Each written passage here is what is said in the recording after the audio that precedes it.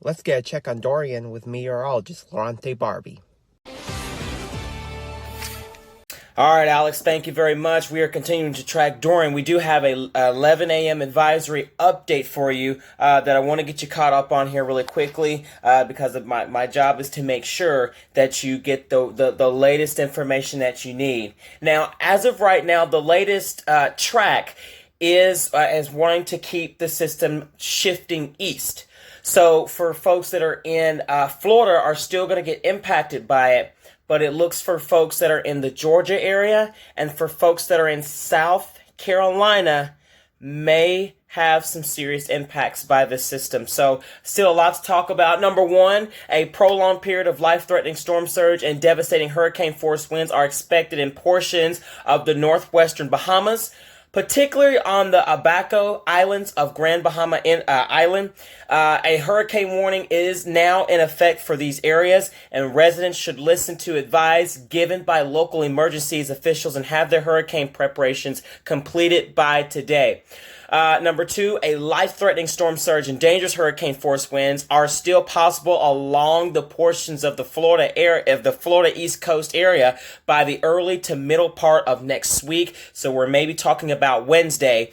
But since Dorian is forecasted to kind of slow down just a little bit and turn northward near or just off the shore of the coast, it is still too soon to determine when or where the highest surge and winds could occur. Residents should have their hurricane plan in place. So if you're in Florida, Georgia, North Carolina, you need to have your plan ready and updated and listen to advice given by local emergency officials. Number three, now the risk of strong winds and dangerous storms storm surge is increasing along the coast of the Georgia, South Carolina, and North Carolina during the middle of next week. Now, residents in these areas should continue to monitor the progress of Dorian.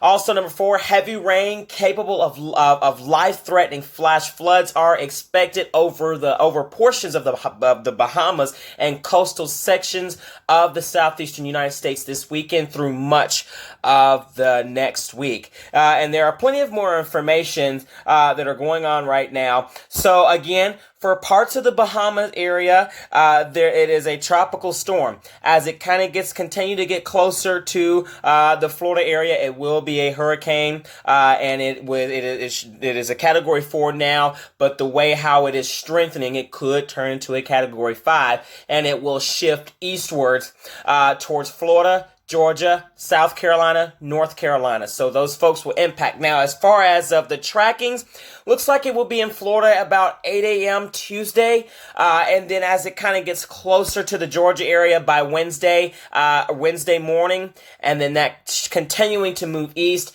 towards the South Carolina by Thursday morning. So, and then that continuing into the North Carolina area by Thursday morning, or Friday morning, I should say, heading into North Carolina. So again, excuse me, lots to talk about, but I'm going to kind of give you guys what you need to expect as far as this particular storm here. And as soon as my computer will reload, that'll be awesome. So give me just a second as I'm getting everything together.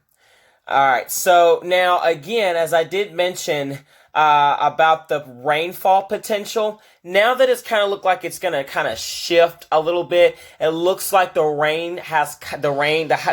highest rain looks like it's kind of falling down just a little bit, but still anywhere between, I'd say, 2 to 6 inches of rain is still possible in some of the Florida area. And then as it continues to shift towards the Georgia, South Carolina, and even parts of the North Carolina area, still a buttload of rain can still affect parts of the area. So again, not totally out of the question, but and I do want to show you that key message here. Let's talk about wind speeds really quickly, because the winds are definitely going to be high for that day. So if you're in the Florida area, make sure you look for winds anywhere between maybe 60, 70 miles per hour with this. But the main primary threat is between 100 and higher for parts of the Bahama area. So really, really, really, definitely high winds with this system. And I wish I could flip my camera around, but unfortunately, I don't think I'm able to do that. But I just want you guys to know that this is a very dangerous storm that we are continuing to track. And again, some of those arrival times that we have been keeping an eye on is for parts of Sunday night to early Monday morning. It should be in Florida, but these are not set in stone time frames. But this is just a kind of an idea to keep you updated. Monday night into Tuesday morning, Georgia will kind of get a little bit of the impact, and then Tuesday morning into Tuesday night, there goes to South Carolina being affected by this, and then the Tuesday night into Wednesday morning, here comes North Carolina being impacted by that as well. And if it holds together, Virginia will get some of that impact as well. Looks like it. But for right now, for folks that are in Florida, need to kind of stay weather aware for today, because this system looks like it's really going to impact this area. And so that is a current look at the 11 a.m. advisory. I will continue to keep you updated on the latest on air, online, and on your mobile device. And make sure you have all of my post notifications turned on, because this is a very upsetting, and it will be a very devastating night for the Florida area if this system plays out. And so we're just going to have to watch things very carefully. Have a great day.